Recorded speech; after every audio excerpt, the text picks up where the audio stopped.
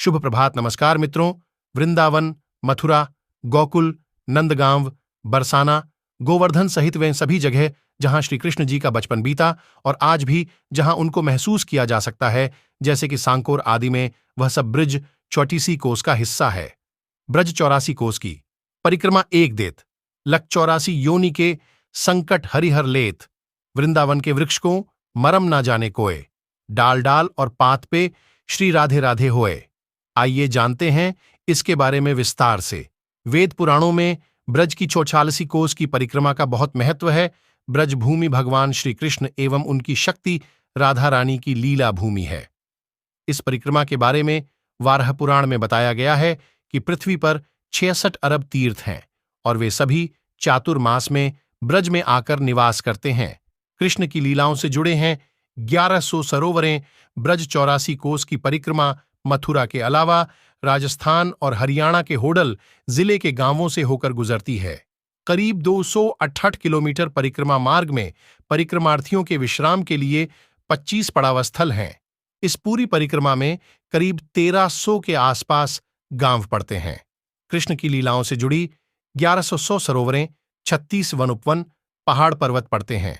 बालकृष्ण की लीलाओं के साक्षी उन स्थल और देवालयों के दर्शन भी परिक्रमार्थी करते हैं जिनके दर्शन शायद पहले ही कभी किए हों।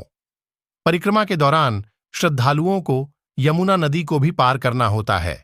इस समय निकलती है परिक्रमा। ज्यादातर यात्राएं चैत्र बैसाख मास में ही होती है, चतुर्मास या पुरुषोत्तम मास में नहीं।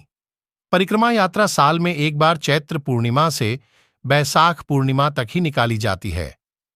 कुछ लोग आश्विन माह में विजयादशमी के पश्चात शरद काल में परिक्रमा आरंभ करते हैं। शैव और वैष्णवों में परिक्रमा के अलग अलग समय है। क्या है महत्व?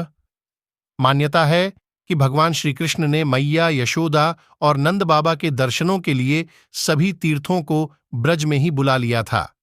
84 कोस की परिक्रमा लगाने से 84 लाख योनियों से छुटकारा पाने के लिए है। परिक्रमा लगाने से एक एक कदम पर जन्म जन्मांतर के पाप नष्ट हो जाते हैं। शास्त्रों में यह भी कहा गया है कि इस परिक्रमा के करने वालों को एक एक कदम पर अश्वमेध यज्ञ का फल मिलता है। साथ ही जो व्यक्ति इस परिक्रमा को लगाता है उस व्यक्ति को निश्चित ही मोक्ष की प्राप्ति होती है। गर्ग संहिता में कहा गया है कि यशोदा मैया और नंद बाबा ने भगवान श्री कृष्ण से 4 धाम की यात्रा की इच्छा जाहिर की तो भगवान श्री कृष्ण ने कहा कि आप बुजुर्ग हो गए हैं, इसलिए मैं आपके लिए यहीं सभी तीर्थों और 4 धामों को आह्वान कर बुला देता हूं। उसी समय से केदारनाथ और बद्रीनाथ भी यहां मौजूद हो गए। 84 कोस के अंदर राजस्थान की सीमा पर मौजूद पहाड़ पर केदारनाथ का मंदिर है। इसके अलावा गुप्त काशी, यमुनोत्री और गंगोत्री के भी दर्शन यहां श्रद्धालुओं को होते हैं। तत्पश्च